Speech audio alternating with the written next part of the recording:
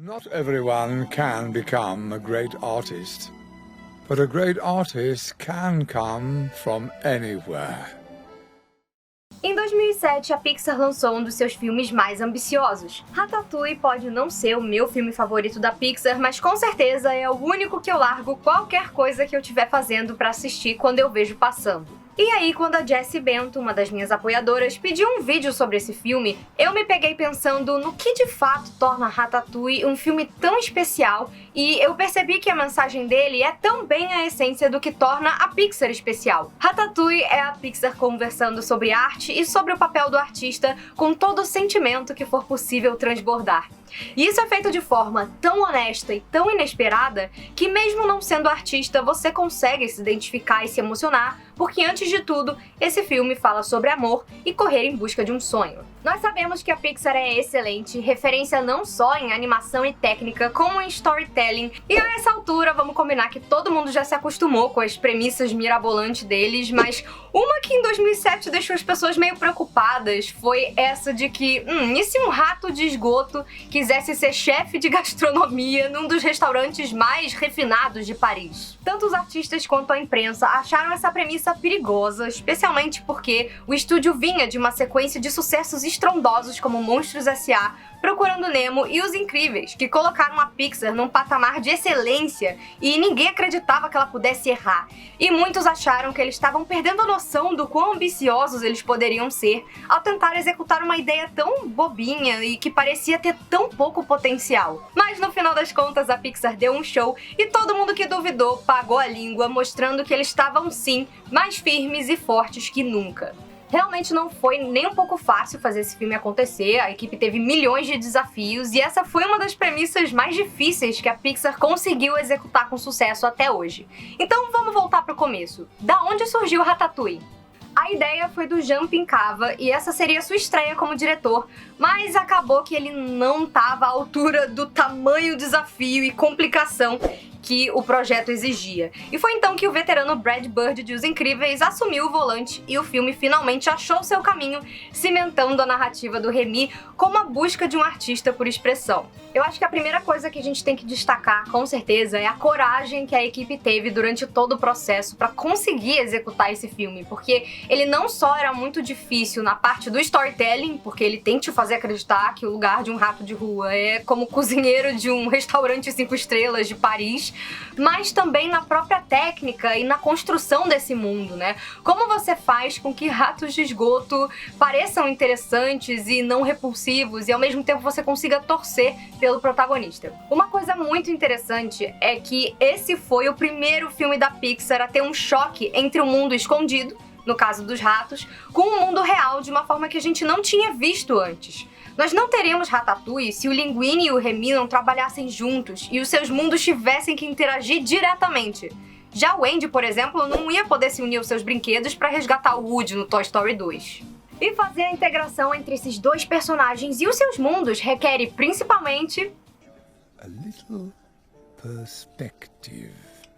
O filme tem um visual lindíssimo, todas as cenas de Paris são realmente de tirar o fôlego, mas o grande desafio que eu acho que eles conseguiram executar muito bem foi fazer com que a gente ache Paris ainda mais incrível e mais impressionante pelos olhos do Remy, principalmente pelo tamaninho dele. E aí a gente chega num dos maiores acertos que Ratatouille teve como filme, que foi trabalhar muito bem a questão da perspectiva. A cena do Remy acidentalmente caindo dentro da cozinha do Gusteau na hora do pico, por exemplo, é uma das melhores cenas de ação que a Pixar já fez. Ela é tão grandiosa que virou uma atração imersiva na Disneyland Paris e vai ganhar uma réplica desse mesmo simulador em breve na Disney de Orlando. Uma das coisas mais incríveis e sutis desse filme foi como eles construíram o contraste entre a realidade do Remy, representada por cores frias, não só no esgoto e na colônia onde ele pertence, como na própria paleta de cores dos ratos, versus a Paris quente, cheia de possibilidades que o ratinho encontra na cozinha do Gusteau.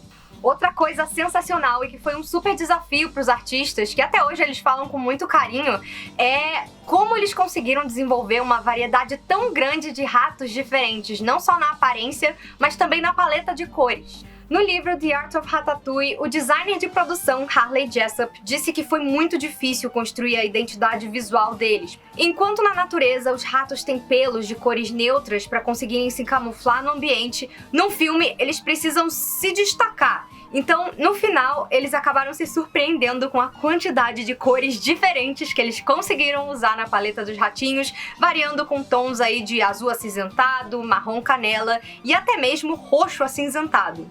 O Remy é aquele caso do herói improvável com um sonho que parece absurdo. Mas o mais importante, com certeza, e que inclusive o filme faz questão de deixar bem explícito na cena final, é quem na verdade o ratinho tá representando.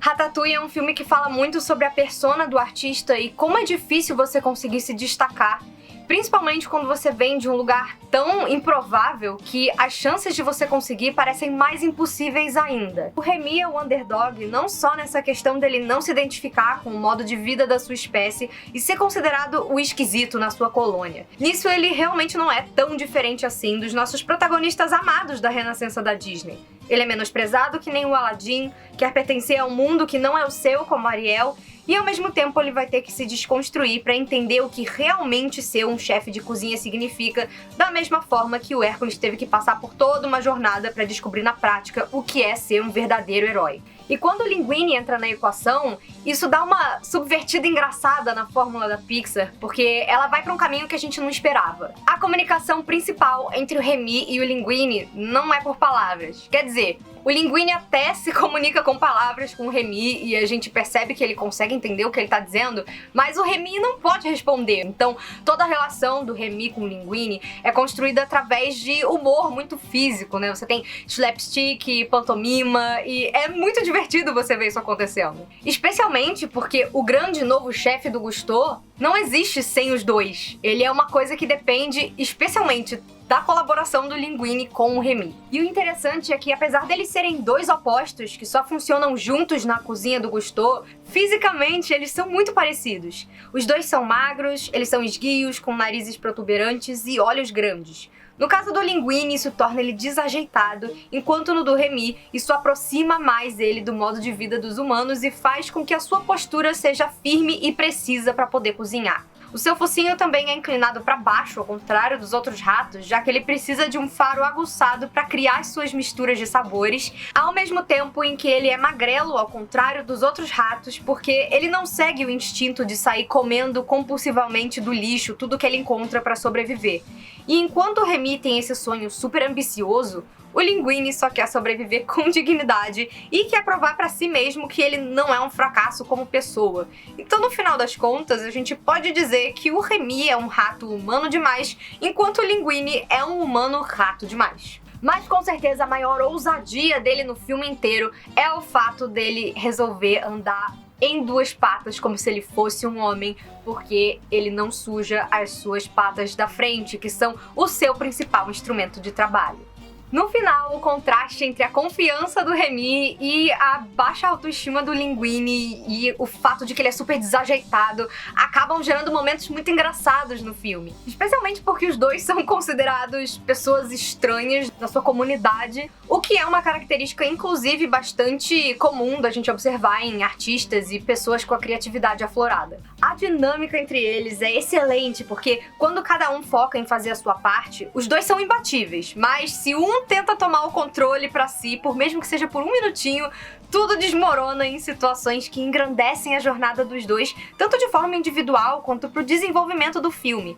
Então é excelente ver como eles criam e aperfeiçoam o método como o Remy vai poder controlar os movimentos do Linguini na cozinha e o contraste nas cenas quando os dois estão brigando. Então o corpo dele faz uma coisa, mas a expressão do rosto dele e as palavras dizem outra. E a gente pode ver isso principalmente nas várias cenas com a Colette, onde o Linguini quer seguir as direções dela, enquanto o Remy quer seguir o seu instinto artístico e improvisar.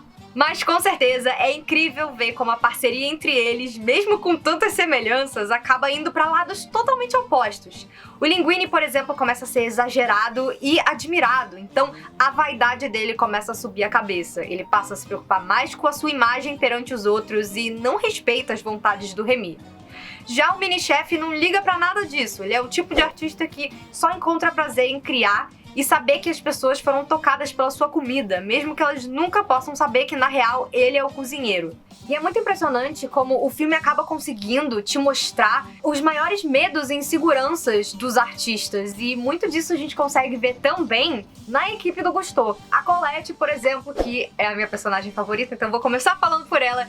Ela é uma mulher que teve que endurecer, ela tem uma super muralha que ela construiu em volta dela pra se resguardar do fato de que ela é a única mulher num ambiente profissional basicamente dominado por homens. E o mais doido nisso tudo é que, se a gente parar pra pensar, historicamente a tarefa de cozinhar é uma tarefa doméstica que é atribuída à mulher, mas a partir do momento em que você encaixa a cozinha como uma expressão artística, aí já é um espaço dos homens. E por isso que ela é extremamente sisuda e se apresenta de forma super agressiva, porque ela quer que todo mundo veja ela com respeito, com características que normalmente a gente espera dos homens. Ela se torna guia do Remy pelo mundo da gastronomia refinada, ao ensiná-lo o básico para ele sobreviver na cozinha de um restaurante renomado e conseguir cozinhar bastante quantidade sob pressão. Mas é engraçado que mesmo os funcionários menores do Gusteau ainda assim têm histórias e passados muito engraçados e interessantes que são dignos de filme, assim, uma coisa bem de artista mesmo.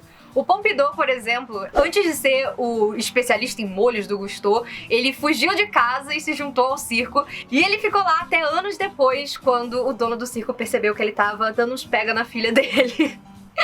Já o Pompidou, por exemplo, ele era um viciado em apostas e, pelo jeito, ele armava tanta confusão que ele acabou sendo banido dos principais cassinos, tanto em Las Vegas quanto em Monte Carlo. O LaRousse admite que é um ex-revolucionário e ele nem fala de onde que ele era, porque ele diz, não importa porque a gente perdeu, então isso adiciona uma aura de mistério nele. E falando em mistério, com certeza não dá pra gente esquecer uma das melhores cenas, que é quando eles apresentam o Horst, que é o sous-chefe alemão, que aparentemente passou um tempo na prisão. Dizem que ele, sempre que alguém pergunta por que ele foi preso, ele conta uma história diferente, que vai, sei lá, desde uma coisa chata como lavar dinheiro, até o fato de que ele aparentemente pode ter assassinado alguém usando apenas o seu dedão.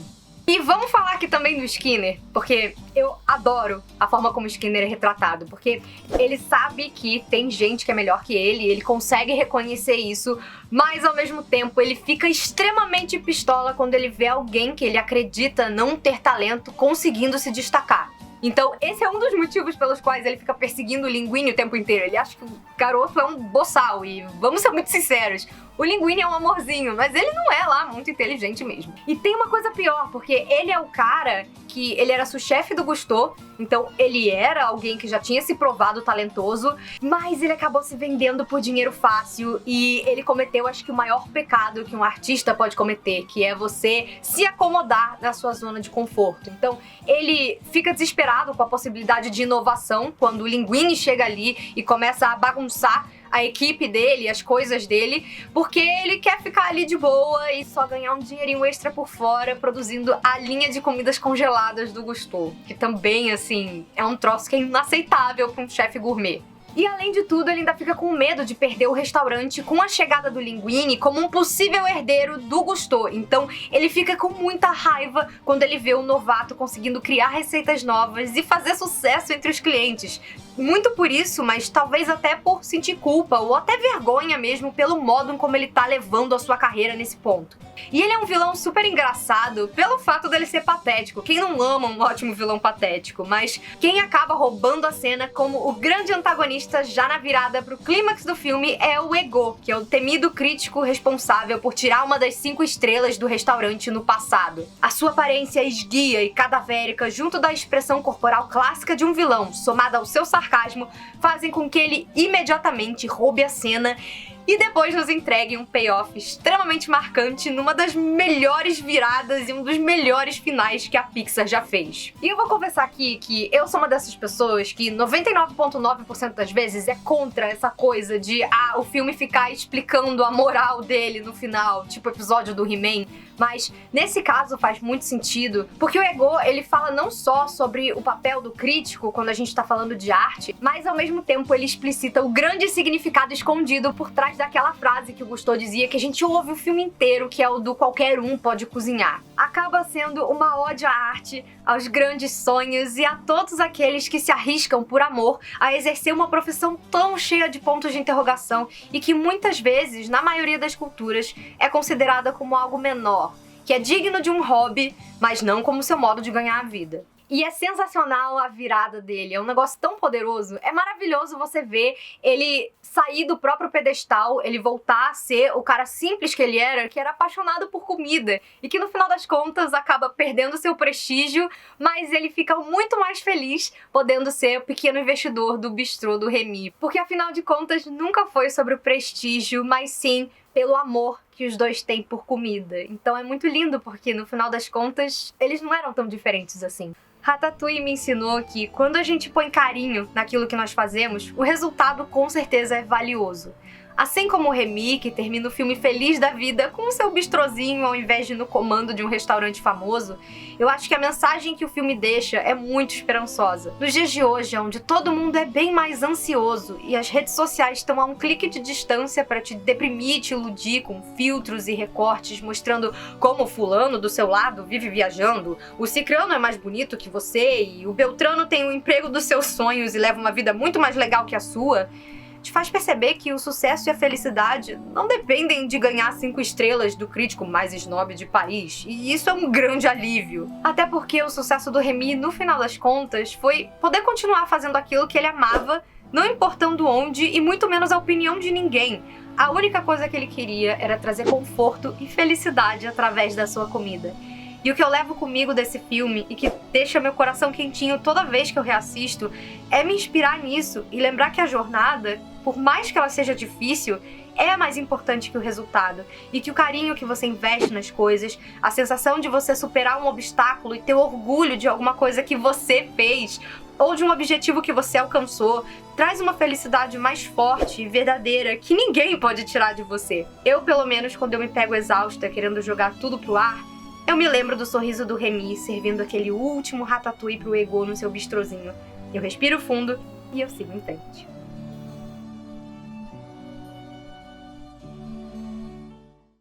E ninguém acreditou. Ah! Eu te odeio, barulho da rua! Eu vou fazer o silenciador Inator! Ok, vídeo errado, mas... Anyway.